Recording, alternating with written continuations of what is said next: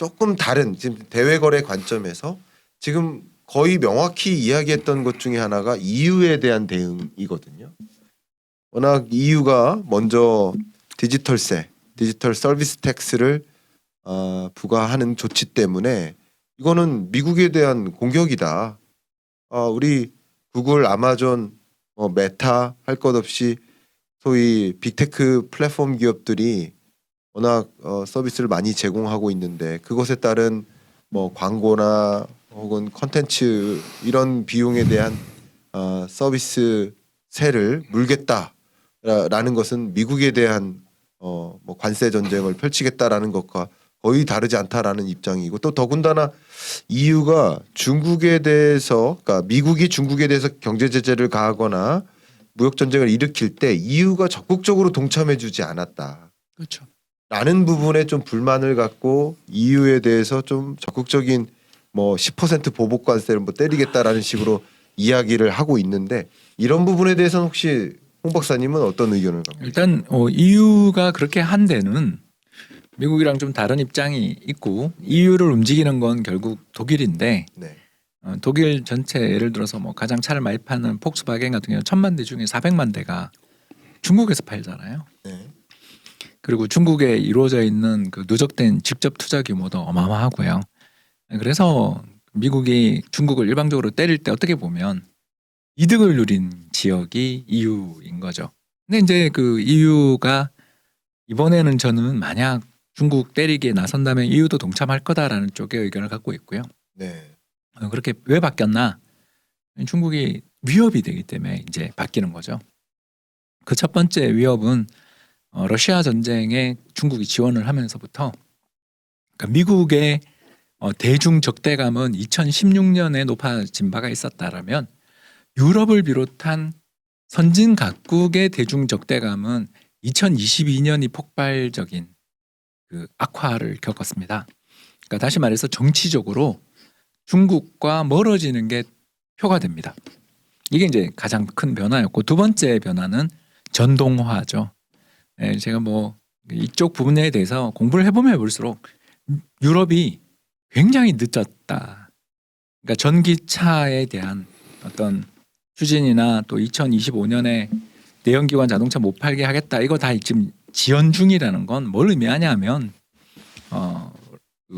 유럽의 가장 중요한 산업인 자동차 산업이 전동화에 대한 대비가 늦었고 그런데 비해서 MG 그리고 볼보라는 이 양대 회사들을 인수하고 심지어 BYD 같은 경우는 직접 진출까지 하면서 중국산 전기차의 공습이 이루어지고 있는 과정 그리고 중국 시장에서는 독일 왜냐하면 그건 전동화가 되니까 전동화에 떨어져 있는 독일 기업들의 점유율이 떨어지고 있잖아요. 그러니까 이런 과정에서 지난해 연말에 무슨 일이 벌어졌냐 하면 EU 차원에서의 중국의 전기차 보조금 조사가 들어왔어요.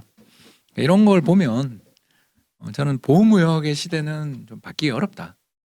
그리고 관세가 트럼프가 하든 말든 저는 EU까지 이제 블록화이자 분절화의 시대에 가세를 하게 되는 과정에서 특히 최근 들어서서 선거에서 유럽은 전부 지금 우파 정부가 이기고 있잖아요. 그러니까 우파라기보다는 반이민 세력이 연전연승 중이고 정치적 색채가 트럼프가 이긴다면 트럼프랑 별로 안 달라 보이거든요. 네.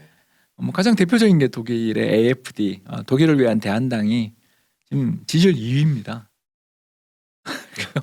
내년 선거인데요. 네. 거의 뭐 지금 이 기세로 보면 유럽이 미국이 몇 년 전에 겪었던 걸 겪을 가능성이 있고 이 과정에서 더 심화된 분절화의 흐름은 피하기 어렵고 그래서 트럼프 입장에서는 유럽이 동참해 준다면야 유럽을 때리기보단 레버리지를 쓰려는 그런 잣대로 쓰지 않겠나. 특히 나토 개혁의 잣대로 저는 이걸 좀 보고 있습니다. 그렇군요.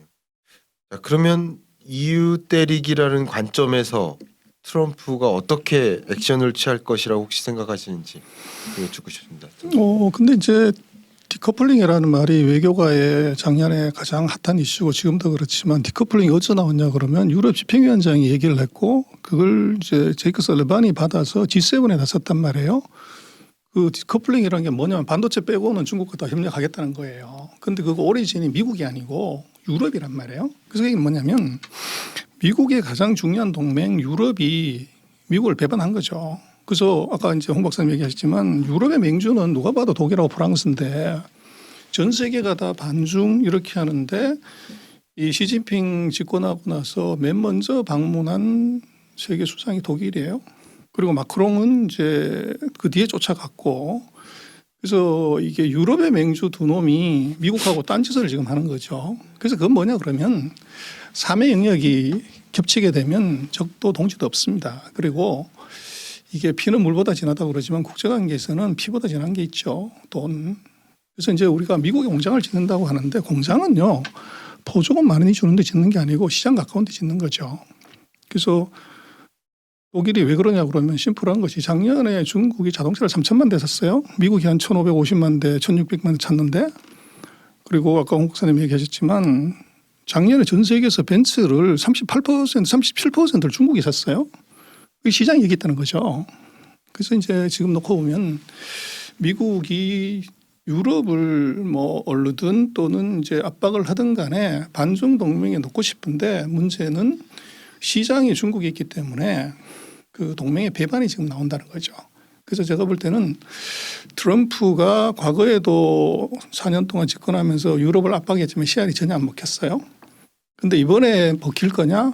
더 안 먹힐 가능성이 높죠. 그래서 제가 볼 때는 이제 유럽하고 미국이 각자 도생하되 이게 이제 이해관계가 일치할 때만 하는 일사불란한 중국 봉쇄나 동맹이 아닌 오히려 그런 측면에서 놓고 보면 제가 볼 때는 중국은 트럼프의 당선을 오히려 더 반기는 유럽을 갈라치게 할 수 있기 때문에 이제 그런 상황이 생길 수 있을 것 같아요.